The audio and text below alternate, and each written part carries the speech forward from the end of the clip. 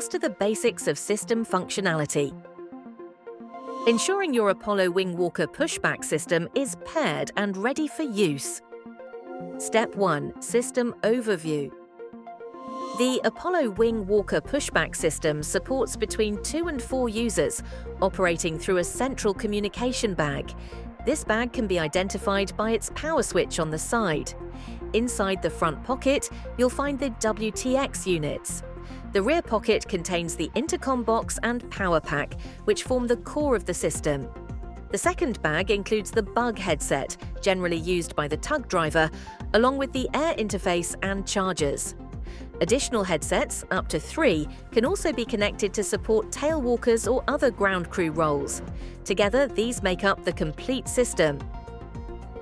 Step 2. System Setup. Before operation, ensure all devices are charged and correctly paired. The bug headset must be paired to both the air interface and the Apollo Central bag, with the left dome connected to the air interface and the right dome to the bag. All other headsets should be paired directly to the Apollo bag. For pairing details, refer to the system pairing video. Confirm that the power pack is at least 50% charged, the system is switched on, and the intercom light is flashing green. If the light is permanently green, press the black knob on the front once. The volume control should typically be set between 11 and 2 o'clock. When positioning the central bag, ensure the side with the WTX units faces the aircraft at chest height, beside the tug driver. Step 3. Microphone Function Test. With the system powered on, make sure all latch switches are in the live microphone position. Place one headset on your head and lightly scratch the microphone on the other headset. You should hear the sound clearly.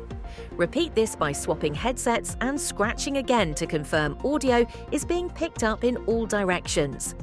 During this test, ensure the latch button actively turns the microphone on and off by pressing it when testing every headset. Note: on the bug headset, you will not hear sound from the left dome, as this side connects to the aircraft cockpit. If 2 or more people are available, each can wear a headset and speak to confirm two-way communication. Step 4. Volume Control Test. If you're testing alone, place one headset near a noise source such as a radio or mobile device playing music. Wear the second headset and check that you can hear the sound clearly.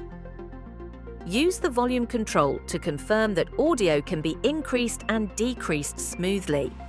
Once checked, swap the headsets and repeat the process to ensure all volume controls work correctly. Note: ensure the central bag remains powered on during this test to maintain the communication link. If 2 or more people are available, this test can also be carried out by speaking into one headset, while the others adjust volume for clarity. Step 5. Range Test. With one headset positioned near the noise source, wear the second and walk up to 150 meters line of sight. You should continue to hear clear, uninterrupted audio. Ensure the central bag is positioned at chest height and that there are no physical objects such as walls, vehicles, or dips in the ground between you and the bag. Repeat the process for all headsets to confirm consistent range and clarity across the system. Note: if 2 or more people are available, each can wear a headset and talk while walking apart to confirm consistent communication range. Step 6. First level fault finding. If you experience any issues during testing, take a moment to pause the video and review these quick checks and troubleshooting advice.